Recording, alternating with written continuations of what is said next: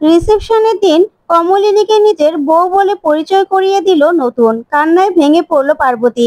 হ্যাঁ বন্ধুরা, এমনটাই দেখা যাবে, তাই সম্পূর্ণ জানতে ভিডিওটিতে লাইক দিয়ে চ্যানেলটি সাবস্ক্রাইব করে দেখতে থাকুন। নতুন পর্বে দেখা যাবে কমলিনীকে হসপিটাল থেকে কমলিনীর বাপের বাড়িতে নিয়ে যাবে। তখনই নতুন সব টাকা পরিশোধ করে দেয়। তখন কমলিনীর বাবা রেগে গিয়ে বলে, নতুন, তোমাকে এই টাকাগুলো নিতেই হবে।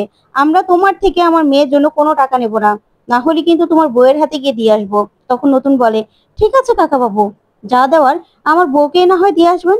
আসলে আমার ইনস্টিটিউটের লোকজন না সবাই মিলে বলছে যে আমি বিয়ে করলাম কিন্তু কোনো পার্টি দিলাম না, তার জন্য একটা রিসেপশন পার্টির আয়োজন করব। তখন কমলিনীর বাবা বলে, করো না, তাতে আমরা কি করব? তখন নতুন বলে, না না, কমলিনীকে ছাড়া হবে নাকি? ওইদিকে কাকামণি মিটি মিটি হাসতে থাকে। তখনই প্রসূন বলে, মানে আমার বোন গিয়ে তোমার রিসেপশনে কি করবে? তখন নতুন বলে, এটা কেমন কথা? কমলিনী তো সব দায়িত্ব পালন করবে। তখনই কমলিনী বলে, হ্যাঁ দাদা, আমি তো নতুন ঠাকুরপোকে বলেছিলাম যে সে বিয়ে করলে আমি সব দায়িত্ব পালন করব, যাব আমি। তখন কুর্চি রেগে বলে, আমি যাব না। তখন নতুন বলে, না না কুর্চি, তুমি না গেলে হবে নাকি? তুমি আর কমলিনী না গেলে হবেই না। তখন তো নতুন হেসে হেসে মিটিমিটি হেসে হেসে সবার সামনে বলতে থাকে। ওইদিকে কাকামণি মিটিমিটি হাসে, কিন্তু কমলিনী মনে মনে খুব কষ্ট পায়। তারপরে দেখা যাবে রিসেপশনের ডেট পড়ে শনিবার।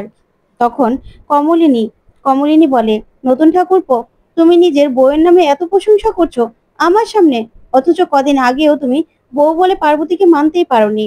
ওইদিকে মিঠিরাও কান্না ভেঙে পড়ে। তারপরে দেখা যাবে রিসেপশনের কথা বাড়িতে গিয়ে পার্বতীকে নতুন জানায় আর বলে, আসলে আমি বিয়ে করলাম কিন্তু আমি তো কাউকে বললামই না, তাই একটা রিসেপশন পার্টি করব। তখন তো পার্বতী খুব খুশি আর বলে, সত্যি? তার মানে আমাদের আমাদের বিয়েটা তুমি মেনে নিয়েছো? তখন নতুন বলে, বিয়ে করেছে যখন, না মেনে তো আর কোনো উপায় নেই, তাই না? তখন তো বুবলাই বুবলাই আর বর্ষাও শুনে খুব খুশি হয়। ওইদিকে পার্বতী পার্বতী খুশিতে আত্মহারা হয়ে যায়। তখন বর্ষা পার্বতীকে বলে, যাক নতুন কাকি, তার মানে তোমাদের সংসারটা শেষ পর্যন্ত ভালোভাবে হবে।